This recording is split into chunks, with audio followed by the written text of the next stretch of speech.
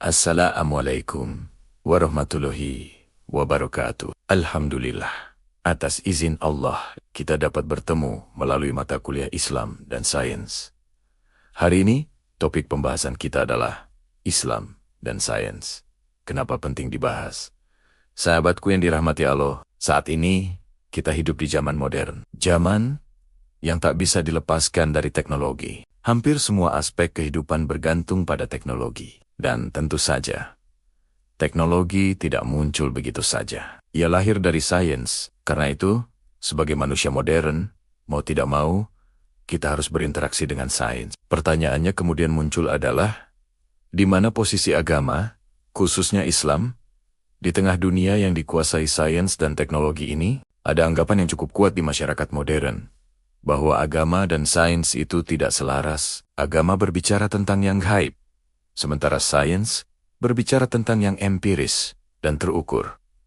Pandangan ini tidak muncul tanpa sebab. Dalam praktik sejarah, memang pernah terjadi benturan keras antara agama dan ilmu pengetahuan. Pertanyaannya adalah, apakah konflik itu berasal dari ajaran agama atau dari cara agama dipahami? Sahabatku yang dirahmati Allah, konflik agama sains berasal dari sejarah barat.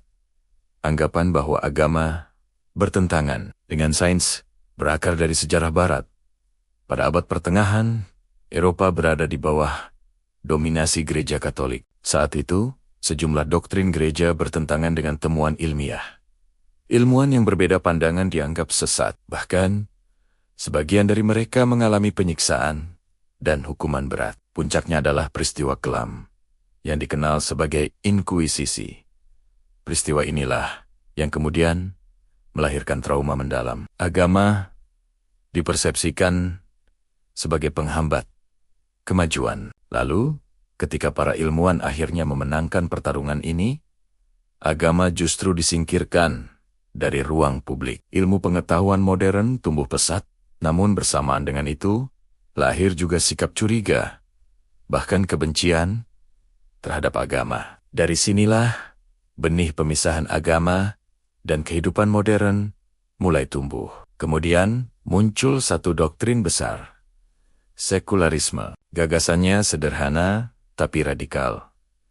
Agar dunia maju, agama harus dipisahkan dari urusan dunia. Ilmu pengetahuan berdiri sendiri, tanpa nilai-nilai transenden. Dari sini lahir ilmuwan-ilmuwan yang bersikap anti-agama, bahkan ateis. Salah satu simbolnya adalah Friedrich Nietzsche. Dia menyatakan, Tuhan telah mati. Ini bukan sekadar filsafat, tapi ekspresi perlawanan terhadap agama.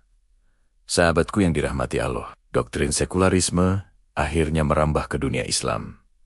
Sebagian umat Islam mulai menyanjung sains, namun perlahan menganggap agama terutama ibadah sebagai sesuatu yang kurang relevan. Di sisi lain, muncul ekstrem yang berlawanan. Sebagian umat Islam beragama secara konservatif. Islam direduksi hanya menjadi ritual.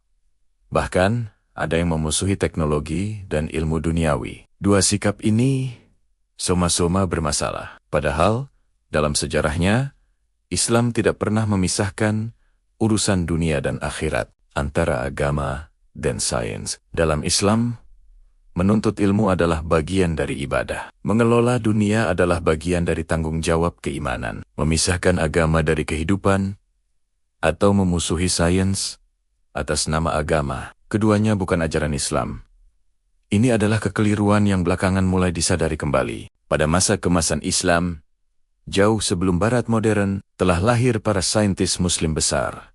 Ibnu Sina, Al-Khawarizmi, Ibnu Al-Hatum, Al-Zahrawi, dan banyak lainnya. Mereka adalah ilmuwan sekaligus orang beriman. Sains berkembang tanpa mematikan agama.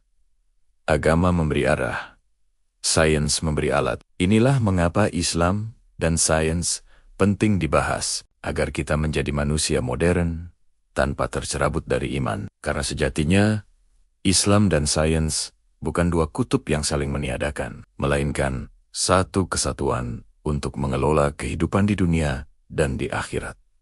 Oke, demikian pembahasan kita hari ini. Wallahu alam bisyawab. Wassalamualaikum warahmatullahi wabarakatuh.